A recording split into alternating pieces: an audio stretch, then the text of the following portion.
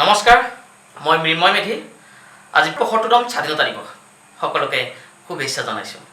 আৰু এই স্বাধীনতা দিৱস উপলক্ষে মই লিখা আৰু আবৃত্তি কৰা এটি সুন্দৰ কবিতা আপোনালোকলৈ আগবঢ়াই দিব ওলাইছোঁ। কবিতাটো শুনি আপোনালোকে কেনেকুৱা পালে লাইক কৰিব, কমেণ্ট কৰিব আৰু চেনেলটো ছাবস্ক্ৰাইব কৰিব। আহকচোন আমি কবিতাটো উপভোগ কৰোঁ।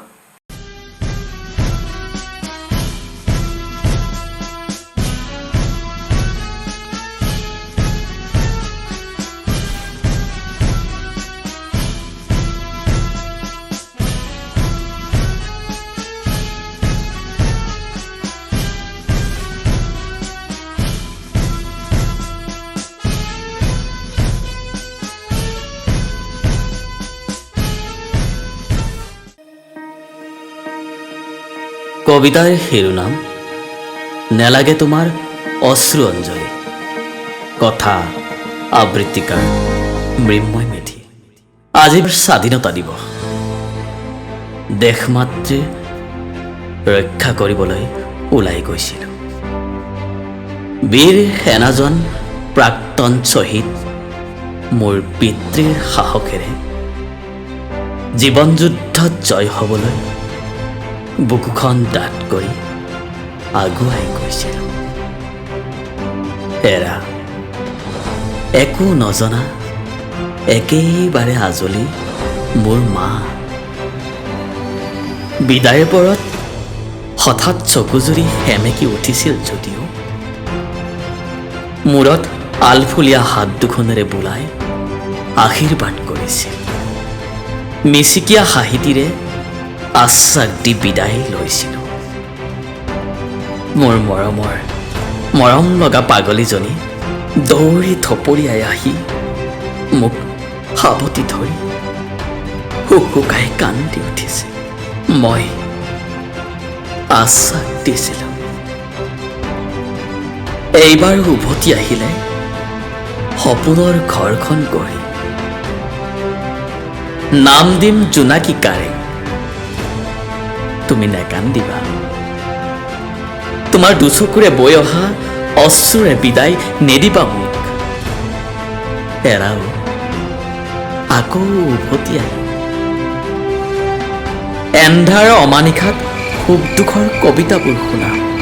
নিশাৰ গভীৰতাত তোমাক লৈ লিখা নতুন নতুন কবিতাৰ সৃষ্টি হ'ব।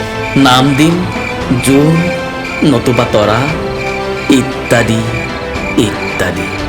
এৰা তোমাক লৈ যে কিমান আশা ভৰসা সপোন। আজি তোমাৰ মুখখনে বৰকৈ আমনি কৰিছে। বিদায়ৰ পৰত সেমেকি উঠা তোৰ চকুযোৰেও বহুত আমনি কৰিছে। বুকুখন খামোচ মাৰি ধৰিছে।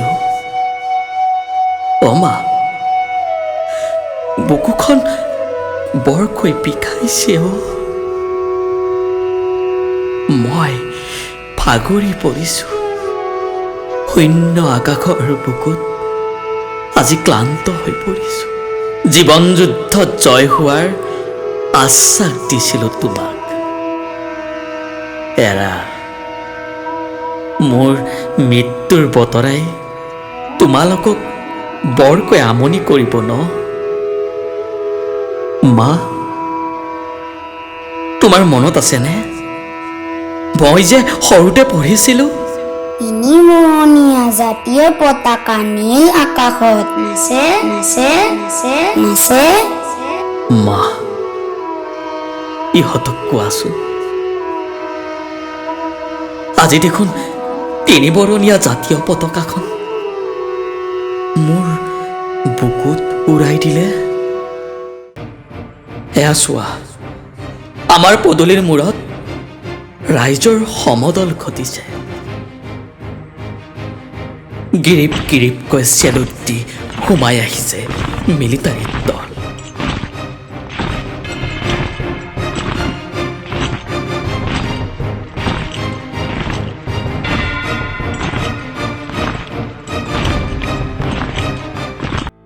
কফিনৰ ভিতৰত এয়া কোন? থুকাথুকি মাতেৰে মায়ে সুধিছে। কফিনৰ ভিতৰৰ পৰাই কৈছিলোঁ, মা, মই কোনেও যে আজি শুনি নেপায় মোৰ মাত।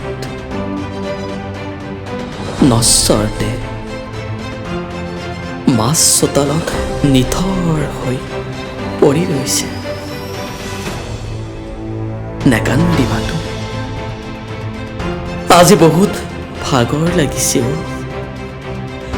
সেয়েহে বসুমতী আইৰ বুকুত ক্লান্ত হৈ শুই পৰিছোঁ। আজি স্বাধীনতা দিৱস। এৰা নেলাগে তোমাৰ অশ্ৰু অঞ্জলি। জয় হিন্দ বুলি চেলুট মাৰি দিয়া মোক বিদায় তুমি। জয় হিন্দ।